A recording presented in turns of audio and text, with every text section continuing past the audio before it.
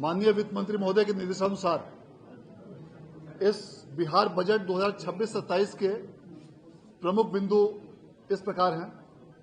इस वर्ष का कुल बजट अनुमान 3,47,579 करोड़ रुपए का है, जो पिछले वर्ष के 3,16,895 करोड़ रुपए से 30,694 करोड़ रुपए अधिक है और यह प्रतिशत में पिछले वर्ष की तुलना में 9.685% ज्यादा है।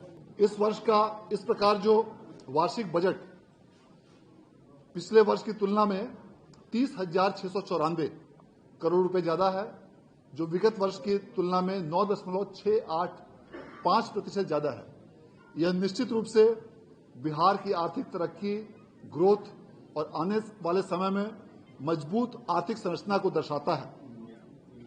इस वर्ष का स्थापना और प्रतिबद्ध व्यय का बजट अनुमान 2,25,434 करोड़ रुपए है और वार्षिक स्कीम का कुल बजट अनुमान 1,22,155 करोड़ रुपए है। इस वर्ष राजस्व और पूंजीगत व्यय कुल क्रमशः 2,84,133 करोड़ रुपए और 63,455 करोड़ रुपए है। विकासात्मक व्यय में वृद्धि करके इस बार 2,31,267 करोड़ रुपए रखा गया है और गैर विकासात्मक व्यय को 1,16,322 करोड़ रुपए रखा गया है। इस वर्ष पिछले वर्ष की तुलना में 11.04% ज्यादा पूंजीगत प्राप्तियां होने की संभावना है, जो इस वर्ष का आकलन 62,475 करोड़ रुपए में रखा गया है। इतना ही नहीं, बिहार राज्य तीव्र गति से अपने आंतरिक संसाधनों में भी वृद्धि कर रहा है और आंतरिक संसाधनों में ग्रोथ के कारण राज्य के अपने स्रोतों से कर का राजस्व इस वर्ष में 65,800 करोड़ रुपए अनुमानित है, जो पिछले वर्ष की तुलना में 6,280 करोड़ रुपए अर्थात 10.55% ज्यादा है। इसके साथ साथ बिहार राज्य को केंद्र सरकार से भी विभिन्न मदों में प्राप्तियों में वृद्धि संभावित है। कुल मिलाकर हमारा लोक ऋण का शेष 3,88,554 करोड़ रुपए रहने का अनुमान है और इस प्रकार अन्य दायित्वों के साथ यह सकल राज्य घरेलू उत्पाद, जो कि आगामी वर्ष के लिए 13,09,155 करोड़ रुपए अनुमानित है, उसका 34.05% और इसमें सबसे उल्लेखनीय बात यह है कि यह जो हमारा लोक ऋण का अनुपात है, यह विगत वर्षों की तुलना में इसमें लगातार कमी हुई है और यदि हम पिछले 3 वर्षों का आंकड़ा देखें तो पिछले 3 वर्षों के आंकड़ों में यह सबसे कम है। इस प्रकार यह उत्तरोत्तर रूप से इसमें कमी भी हमारी मजबूत और बेहतर आर्थिक व्यवस्था को दर्शाता है। राज्य सरकार द्वारा इस वर्ष के बजट में कई महत्वपूर्ण प्रक्षेत्रों पर विशेष रूप से ध्यान दिया गया है। राज्य सरकार द्वारा 7 निश्चय 3 के अंतर्गत जो 7 महत्वपूर्ण निश्चय दुगना रोजगार, दुगनी आय, समृद्ध उद्योग, सशक्त बिहार, कृषि में प्रगति, उन्नत शिक्षा, सुलभ स्वास्थ्य, मजबूत आधार, आधुनिक विस्तार और सबका सम्मान, जीवन आसान, इन सभी 7 निश्चयों के लिए विशेष रूप से इस बार बजट में प्रावधान किए गए हैं। अन्य प्रक्षेत्रों के साथ साथ औद्योगिकीकरण इस बार का प्रमुख एजेंडे में से सम्मिलित है। इसके साथ साथ शहरी क्षेत्रों का विस्तार, सुलभ संपर्कता, पर्यटन और इको टूरिज्म, चतुर्थ कृषि रोड मैप और उसके साथ साथ स्वास्थ्य और शिक्षा, इन सभी क्षेत्रों में भी पर्याप्त प्रावधान आगामी बजट में किया गया है ताकि राज्य सरकार की महत्वपूर्ण और महत्वाकांक्षी योजनाओं के लिए किसी भी प्रकार की धन की कमी नहीं हो।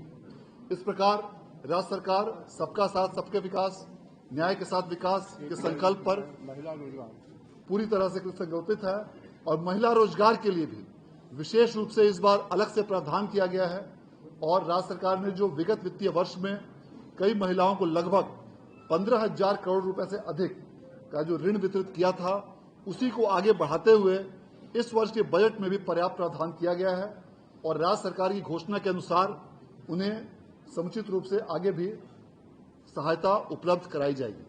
मैं इस बजट की तैयारी के लिए और इस बजट के संपूर्ण मार्गदर्शन के लिए मैं माननीय वित्त मंत्री महोदय को हार्दिक उनके प्रति आभार व्यक्त करना चाहता हूं कि आपके दिशा निर्देश और तत्वाधान में इस बजट को बेहतर रूप से बनाया गया। आप सभी लोगों का बहुत बहुत आभार।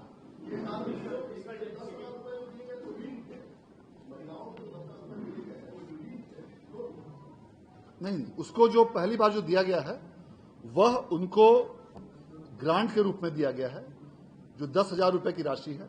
नहीं, देखिए, जो 10,000, अब जरा सुनिए, 10,000 रुपया दिया गया है उनको इसके लिए कि नए उद्योग लगाने के लिए वो प्रारंभ करें, प्रयास करें।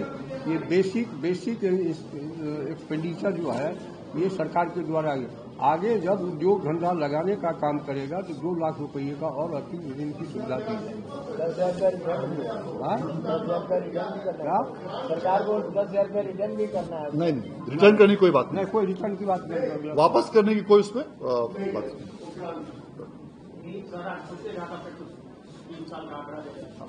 वो मैं बताता हूँ क्या सर, वो निकालिए वो 40,111 करोड़ से ज्यादा रुपए का है और जो बजट डेफिसिट है तो इस गैप को कैसे बांटेंगे? देखिए, जहां तक सबसे पहले तो मैं जो बता रहा हूं ऋण प्राप्ति, जिसके बारे में मैंने कहा कि पिछले 3 वर्षों में सबसे कम इस बार है।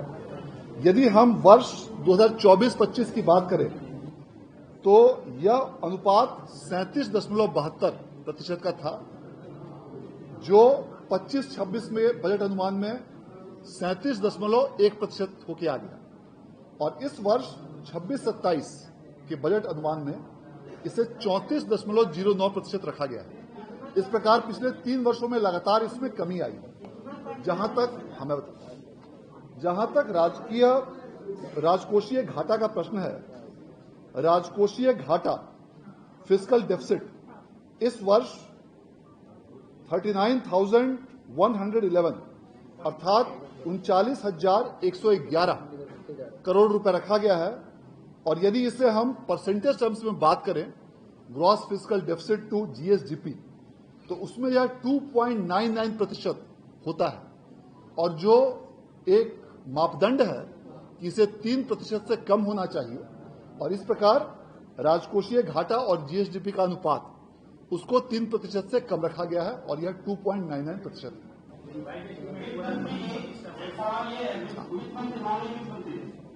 ये एनडीए का जो आया था आपका मैनिफेस्टो 2025 के विधानसभा चुनाव में, तो एनडीए ने वादा किया कि बिहार को ग्लोबल वर्क प्लेस बनाया जाएगा।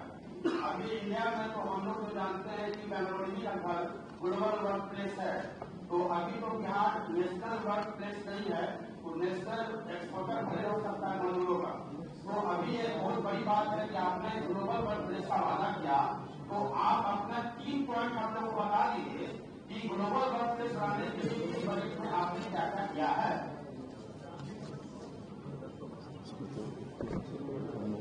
देखिए, अभी सरकार बनी ही है, 5 साल में उन्नत बिहार, समृद्ध बिहार, जागरूक बिहार का हमारा वादा है। उसके कंसर्न में जितने फैक्टर हैं सब को हम लोग वर्कआउट कर रहे हैं। बारी बारी से सामने आएगा तो आपको बताया जाएगा। मेरा एक सवाल है, बिहार पर्यटन की दृष्टि से बहुत समृद्ध है और पर्यटन का विकास होता है तो बिहार की समृद्धि और बिहार को विकसित उस पर भी जोर दिया जा रहा है। पर्यटन की भी नीति बनी है, उस पर भी जोर दिया जा रहा है और उसमें आप लोगों को जानकारी देते हैं अतिरिक्त रूप से विभाग वाइज जब बजट आएगा तो असेंबली में आपको सारी चीजों को बताया जाएगा।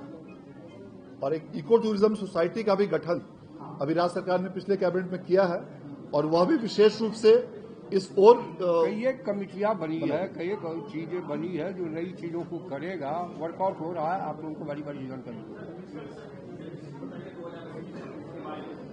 क्या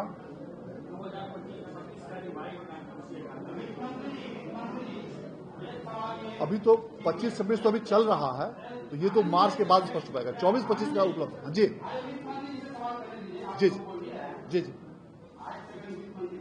वित्त मंत्री जी, बिहार लगातार FRBM एक्ट के तहत फिस्कल डेफिसिट को कंट्रोल करता रहा है।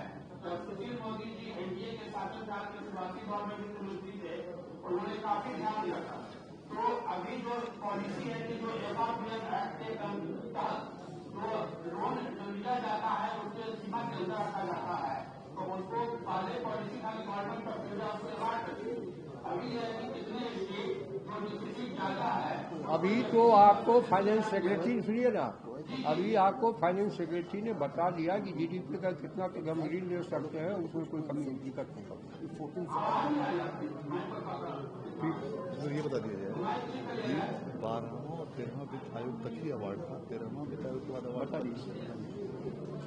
देखिए, इसमें जो आपने अवार्ड की बात कही है, 12th फिनांस कमीशन और 13th फिनांस कमीशन, 12वें और 13वें वित्त आयोग तक ही ये अवार्ड का सिस्टम था। 14वें वित्त आयोग से ये अवार्ड के सिस्टम केंद्र सरकार द्वारा बंद कर दिया गया है। इसलिए बिहार ही नहीं बल्कि देश के अन्य राज्यों में भी अब इस व्यवस्था को फॉलो नहीं किया जाता है। लेकिन उसके बावजूद जो FRBM एक्ट के अंतर्गत जो भी हमारे लिए लिमिट है, और सिर्फ बिहार के लिए नहीं पूरे देश के लिए, हमें यह बताते हुए गर्व हो रहा है कि बिहार उसको पूरी तरह पालन करता है। और उसके पालन के फलस्वरूप केंद्रीय स्तर पर भी, और जब भी यहां पर वित्त आयोग का दौरा हुआ है, इस चीज के लिए बिहार को अप्रिशिएट किया जाता रहा है कि हम अपने FRBM एक्ट के अंतर्गत अपने लिमिट्स और दायित्वों को हमने बखूबी अपने निर्वहन किया जी।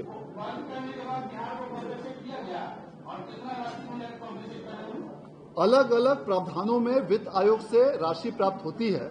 पिछले बार 4 अलग अलग मदों में ग्रांट्स मिले थे, जिसमें कि ULB पंचायती राज के लिए ग्रांट, अर्बन लोकल बॉडी के लिए ग्रांट, हेल्थ का ग्रांट और डिसास्टर का ग्रांट।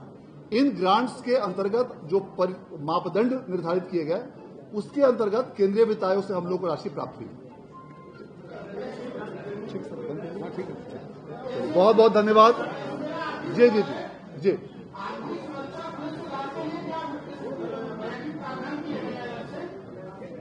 एक बार फिर से रिपीट करेंगे प्लीज।